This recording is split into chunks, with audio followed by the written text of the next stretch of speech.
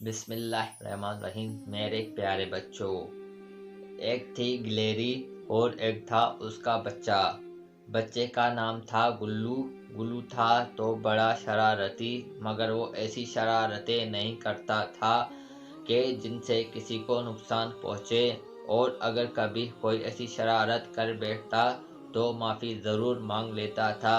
گلو کا گھر شیشم کے درخت پر بنا ہوا تھا اور اس کے ساتھ ایک نہر بھی تھی۔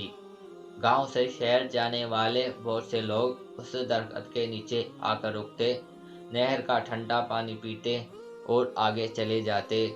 گلو ان سب کو دیکھا کرتا، اور اگر کوئی مسافر اس درخت کی چھاؤں میں لیٹ کر سو جاتا تو گلو اس کے سامان کی تلاشی لیتا اور کھانے کی چیزیں نکال کر چپکے سے کھا جاتا۔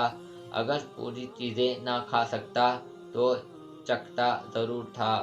وہ اکثر سوچتا کہ یہ انسان اتنی اچھی اور مزے کی چیزیں کہاں سے لے آتے ہیں۔ مجھے تو جنگل میں ایک بھی درخت ایسا نہیں ملا جس پر گلاب جامن، رس گلے یا چاکلیٹ لٹک رہے ہوں، مگر اسے کیا معلوم تھا کہ یہ نعمت تو اللہ میاں نے صرف انسانوں کو ہی دی ہے کہ وہ گھر پر مزے کی چیزیں بنا کر کھا سکیں۔ نہر کے پل سے گزرنے والے چند لوگ تو ایسے تھے کہ گلو ہر روز ان کو دیکھا کرتا۔ ان میں ایک اماں مالن تھی جو باغ سے پھول چن کر شہر بیچنے جاتی تھی۔ پھولوں کی بینی خوشبو گلو کو بہت پسند تھی۔ دوسرا بابا دارا تھا جو شہر سبزی بیچنے جاتا تھا اور واپسی پر شیشم کے درخت کے نیچے بیٹھ کر چند منٹ آرام کرتا تھا۔ تیسرا اختر گوالا تھا جو دودھ لے کر شہر جاتا تھا۔ کبھی کبھار گلو اور اس کے ساتھی شرطیں لگا کر اختر کی سائیکل کے آگے سے گزرنے کا مقابلہ کیا کرتے تھے۔ ایک روز گلو اپنے دوستوں کے ساتھ درخت پر پکڑائی کی کھیل رہا تھا کہ اس کی نظر شہر سے آنے والے راستے پر پڑی۔ ایک آدمی سائیکل کے پیچھے ایک بڑا سا ڈبہ رکھے آ رہا تھا۔ گلو اور اس کے ساتھی کھیل چھوڑ کر اس آدمی کو دیکھنے لگے، کیونکہ انہوں نے اس آدمی کو پہلے کبھی اس راستے پر نہیں دیکھا تھا۔ وہ آدمی آہستہ آہستہ سائیکل چلاتا ہوا شہر سے آ رہا تھا۔ یہ کون ہو سکتا ہے؟ گلو نے سوچتے ہوئے کہا۔ مجھے پتا ہے یہ کون ہے، گلو کا دوست بولا۔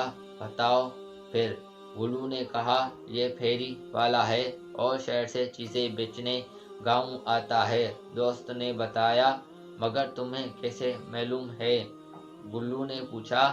دوست نے کہا، مجھے پتا ہے کیونکہ اس کی سائیکل پر جو بڑا ڈبہ رکھا ہوا ہے اس میں طرح طرح کی چیزیں ہوتی ہیں۔ کل اس کے ڈبے سے ایک مونگ پھلی گری تھی جو میں نے چکھی تھی، بڑی مزیدار تھی۔ اچھا، اس کے ڈبے میں کھانے کی چیزیں ہوتی ہیں، آج پھر تلاشی لیں گے اس کی، گلو نے خوش ہو کر کہا۔ سخت گرمی کا موسم تھا۔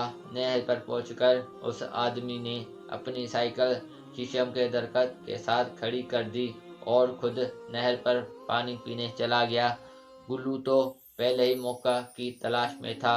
وہ فوراً ایک شاخ سے دوسری شاخ پر ہوتا ہوا نیچے کو دوڑا۔ اس کے دوست ذرا ڈرپوک تھے، وہ اوپر ہی بیٹھے رہے۔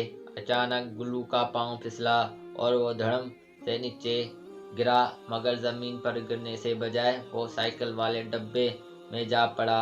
وہ تو خوش تھا کہ مفت میں مونگ پھلیاں، اخروٹ اور دوسری چیزیں کھانے کو ملیں گی، مگر یہ کیا! دکاندار تو آج شہر سے صرف سرخ مرچیں لے آیا تھا۔ آچھو! گلو نے ایک زور کی چیخ لی اور ڈبے سے باہر جا پڑا۔ آچھو آچھو آچھو! اور پھر تو گلو چیختا ہی چلا گیا۔ گلو کی سمجھ میں نہیں آ رہا تھا کہ یہ کیا ہو رہا ہے۔ وہ تو بس منہ کھول کر چیختا اور 2 فٹ پیچھے جا گرتا۔ اس کا یہ حال دیکھ کر اس کے دوست جو درخت پر بیٹھے تھے زور زور سے ہنسنے لگے، اور اتنا ہنسے کہ بے قابو ہو کر سب درخت سے گرے اور مرچوں والے ڈبے میں جا پڑے گلو کی طرح۔